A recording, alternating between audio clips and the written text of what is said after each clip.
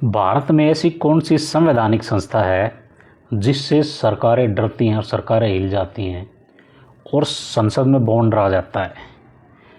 उस संवैधानिक संस्था का नाम है कैग, CAG, कैग। इंग्लिश में इसको बोलते हैं controller and auditor general of India, मतलब महालेखा परीक्षक और नियंत्रक एवं महालेखा परीक्षक। दोबारा देख लो, इसको बोलते हैं नियंत्रक एवं महालेखा परीक्षक।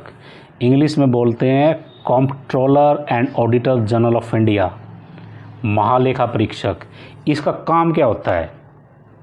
इसका काम होता है सरकारी पैसे की रक्षा करना, कि भाई सरकारी पैसे, एक भी पैसा जो सरकारी है उसका कहीं भी दुरुपयोग ना हो, उसका मिसयूज़ ना हो, गलत तरीके से खर्चा ना कराया जाए। इसकी देख रेख करने की जिम्मेदारी कैग की होती है। और भारत के संविधान के आर्टिकल 148 में जो है कैग का जिक्र किया गया है, उसकी अपॉइंटमेंट के बारे में, उसकी पावर्स 148, 149, 151 तक इसमें जो है जिक्र किया गया है। तो ये कैग जो है ये सरकारी पैसे का रक्षक भी है और नियंत्रक भी है। इसकी नियुक्ति कौन करता है? इसकी नियुक्ति करता है भारत का राष्ट्रपति।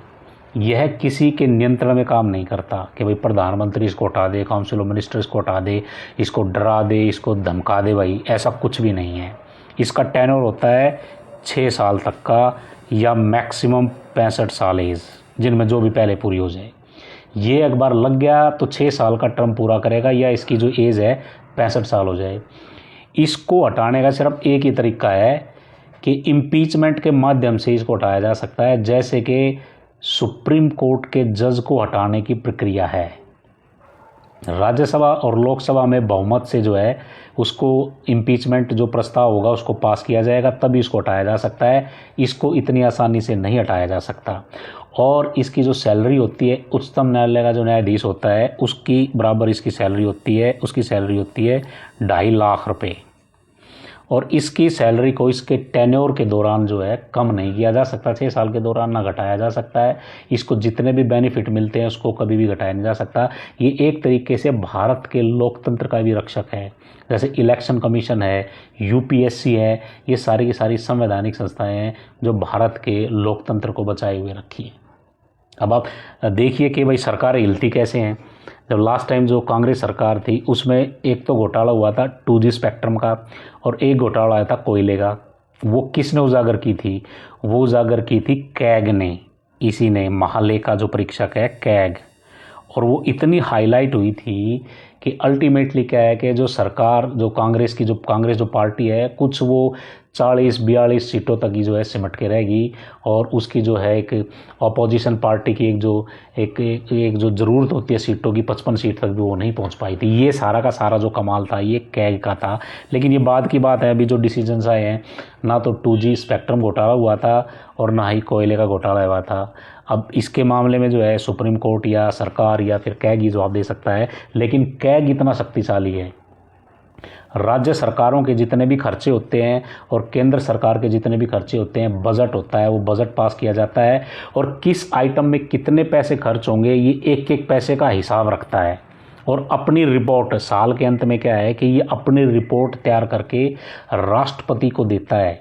और राष्ट्रपति 3 रिपोर्ट देता है। ये राष्ट्रपति उन रिपोर्ट्स को जो है वो पार्लियामेंट में रखवाता है। पार्लियामेंट में, लोकसभा के सदन पर, पार्लियामेंट और राज्यसभा में जो है उस पर जो है वहाँ एक कमेटी होती है, वो उस कमेटी के माध्यम से जो है इसको इन्वेस्टिगेट किया जाता है। वो कमेटी है, उसका नाम तो है, क्या नाम है उसका, पब्लिक अकाउंट कमेटी, पैक बोलते हैं उसको, पब्लिक अकाउंट कमेटी। बहुत ही ताकतवर और बहुत ही पावरफुल कमेटी होती है। वो इन्वेस्टिगेट करती है। वो ये जो कैग अपनी रिपोर्ट तैयार करता है वो लिख देता है सारी की सारी चीज़ें कि भाई सरकार ने इतना सामान खरीदा, इसने इतनी मशीनें खरीद ली। मान लिया कि कोई मशीन की जो कीमत थी वो 100 करोड़ रुपए थी और सरकार ने 200 करोड़ रुपए खरीदी। वो सब उसमें रिपोर्ट में लिख जाता है। और उस रिपोर्ट से फिर हंगामा होता है, भाई सरकार ने 100 करोड़ रुपये ज़्यादा कैसे लगा दिए। तो यहाँ जो है ये सरकार मतलब कि कैग ध्यान रखता है कि भाई एक भी पैसा जो है वो गलत तरीके से ना खर्च हो जाए। गलत तरीके से खर्च होगा और वो कैग की रिपोर्ट में आ गया तो वो क्या है कि पूरा का पूरा जो है पार्लियामेंट में, विधानसभाओं में इसमें हंगामा हो जाएगा, मीडिया में रिपोर्ट्स आ जाएंगी, जो पॉलिटिकल पार्टी सत्ता में है उसके लिए बहुत भारी परेशानी जो है खड़ी हो जाएगी। तो ये कैग इतना ताकतवर है। डॉक्टर BR अम्बेडकर ने भी कहा था कि नियंत्रक महालेखा परीक्षक भारतीय संविधान के तहत सबसे महत्वपूर्ण अधिकारी है, सबसे इंपॉर्टेंट अधिकारी है। ये भ्रष्टाचार को रोकने की कोशिश करेगा। लेकिन आप लोग कहेंगे कि भाई भ्रष्टाचार तो फिर भी हो रहा है। इनके सवालों के जवाब तो किसी दूसरे लेक्चर में आपका कभी फिर डिस्कस कर लेंगे। लेकिन ये बहुत ही ताकतवर जो है अधिकारी होता है।